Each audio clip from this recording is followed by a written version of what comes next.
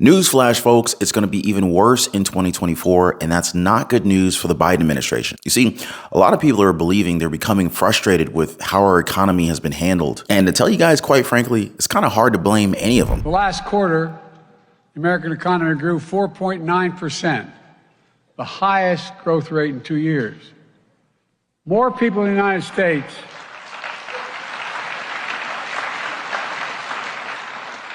because of many of you sitting there, the CEOs, let's give credit where it's due.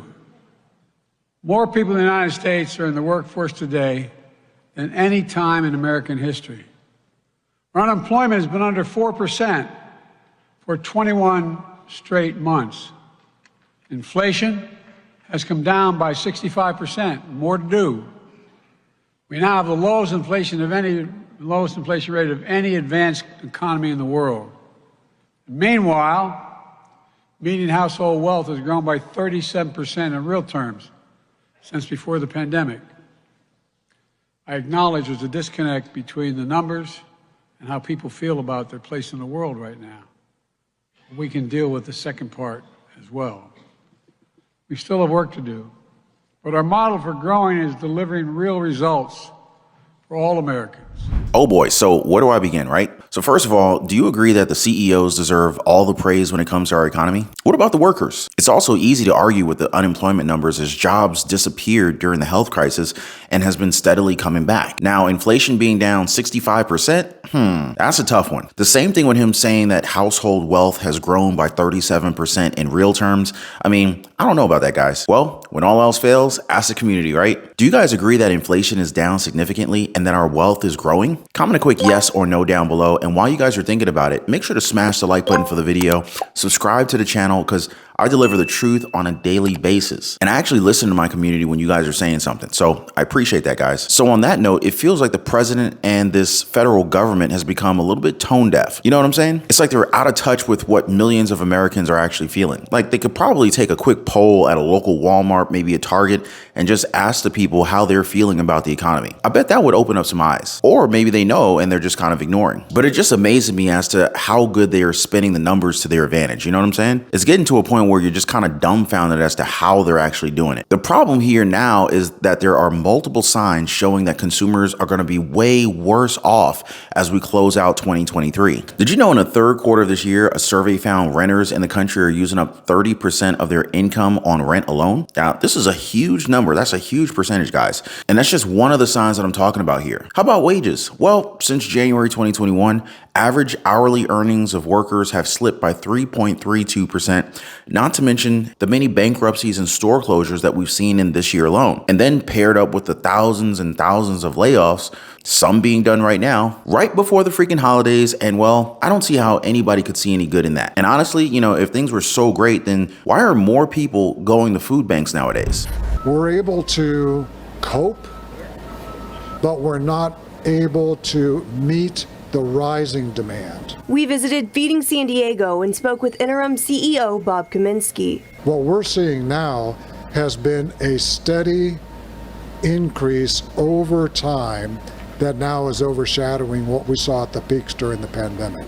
Food insecurity is increasing on a national level, especially among children. The USDA says 13 million kids lived in a food insecure household in 2022. The report found 17 million households struggled to get enough food that year, an increase from 13.5 million households in 2021. The report didn't give an explanation for the rise. It hurts to see it happening because you know that most of these people, the vast majority, are not coming because they want to, they're coming because they need to. He believes inflation, rising cost of living, and an end to pandemic-era programs are all factoring into the growing need.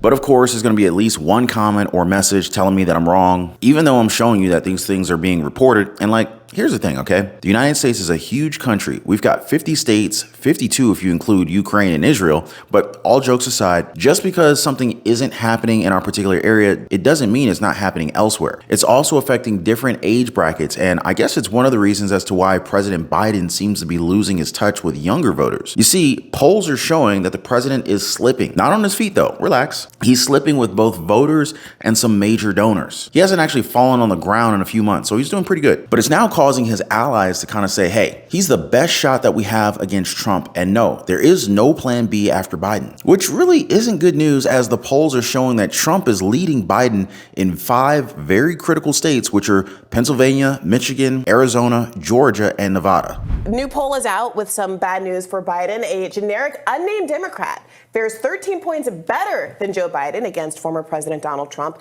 in key battleground states, per a new New York Times Siena poll. Vice President Kamala Harris also fares better than Biden against Trump, per the poll, which shows Trump leading Biden in 5 of 6 swing states, all of which went to the incumbent in 2020. Now, this comes as a new CBS News poll finds that 48% of the country believes they'd be worse off financially with a second Biden term. Meanwhile, 45% of respondents said they'd be better off with another Trump term.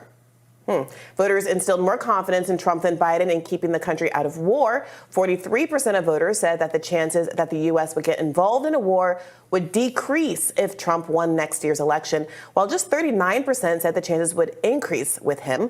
However, despite another round of doomsday polling for President Biden, the commander-in-chief still seems the popular favorite to win in 2024, at least according to online betting markets. Now, the worst part is that allies, or at least people he used to call his allies, they're now calling him out for his response to the border crisis. One of them being Senator Joe Manchin, a guy who's, let's just say, has bumped heads with the president multiple times during the past few years. Oh yeah, that guy. So Manchin, if you guys aren't aware just yet, he has decided not to run for re-election in the Senate. Says that both Democrats and Republicans aren't doing enough to secure our borders, and even went as so far as to say that the Biden-Harris combination for 2024 might not cut it for voters.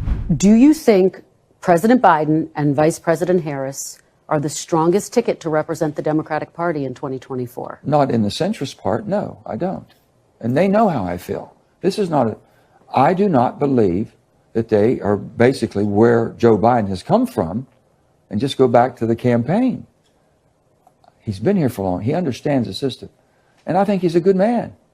And we have good conversations. We just disagree. But you know, Manchin, or any other lawmaker's opinion for that matter, might not matter in the long run, as it seems as though many voters are now just frustrated with their options for 2024. Guys, experts are saying that there's a chance, and this is solely based on polls that have come out, but they're actually saying that there's a chance that more voters sit out this election next year. Now, I'm not here to ask who you guys are going to vote for, or, you know, to which party you belong. I'm not going to ask you that. You guys are free to do whatever you want with your rights as an American citizen. All I want to know is this: do you feel as if Americans are now tired of struggling every single day and being told that change is either coming or already here, and yet you continue to be disappointed? Do you think that a change in leadership will help with all that? Make sure you guys let me know down in the comment section down below. And I just want to thank you guys so much for hanging out. Keep safe, and I'm gonna see you guys on the next video. Take care.